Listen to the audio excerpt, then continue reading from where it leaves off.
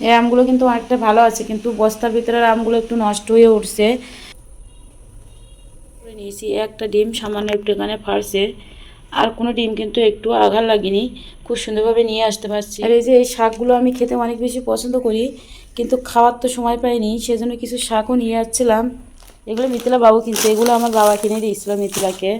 মিথিলা, শরীর কেমন লাগছে তোমার জার্নি করে এসে? ভালো লাগছে। এই যে একটানা 16 ঘন্টা জার্নি করে অবশেষে বাসায় চলে আসলাম। এখানে ভাত রান্না করছি, ঢেঁড়স ভর্তা করছি আর আলু ভর্তা করছি।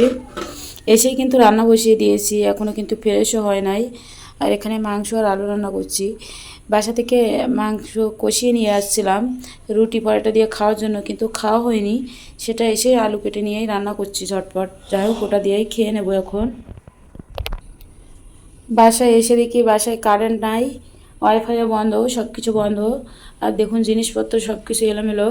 বাসা থেকে কী কী আনছি সেটাও আপনাদের দেখিয়ে দিচ্ছি। এখানে ডিম আনছি, এই ডিমগুলো তুষির ভিতর দিয়ে তুষ নেসে নেসে দিয়ে খুব সুন্দর করে নিয়ে আসছিলাম শপিং ব্যাগে করে, বের করে নিয়েছি। একটা ডিম সামান্য একটু এখানে ফাড়ছে, আর কোনো ডিম কিন্তু একটু আঘাত লাগেনি, খুব সুন্দরভাবে নিয়ে আসতে পারছি। আর এখানে আনছি সবেদা। ঝড় হয়েছিল তো প্রচুর, গাছের ডাল ভেঙে সবেদা কিন্তু পড়ে গেছে। আনছি একটা মানে পেকে ফেটে গেছে। আর এই যে ডিম, আর এখানে আছে তালের মিষ্টি, এটা আমার মামারা দিয়েছে, মাসিরাও দিয়েছে।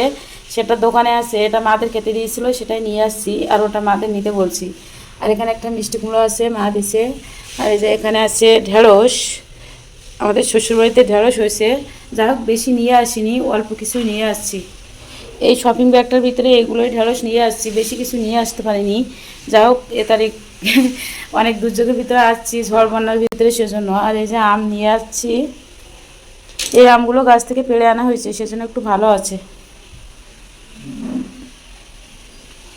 এই আমগুলো কিন্তু অনেকটা ভালো আছে, কিন্তু বস্তার ভিতরের আমগুলো একটু নষ্ট হয়ে উঠছে। বস্তার ভিতর থেকে তাড়াতাড়ি এসে বের করে নিয়েছি।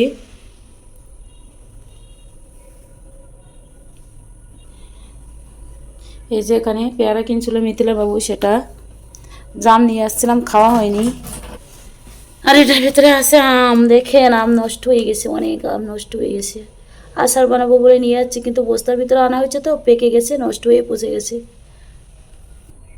আর এই যে এই শাকগুলো আমি খেতে অনেক বেশি পছন্দ করি, কিন্তু খাওয়ার তো সময় পাইনি, সেজন্য কিছু শাকও নিয়ে যাচ্ছিলাম।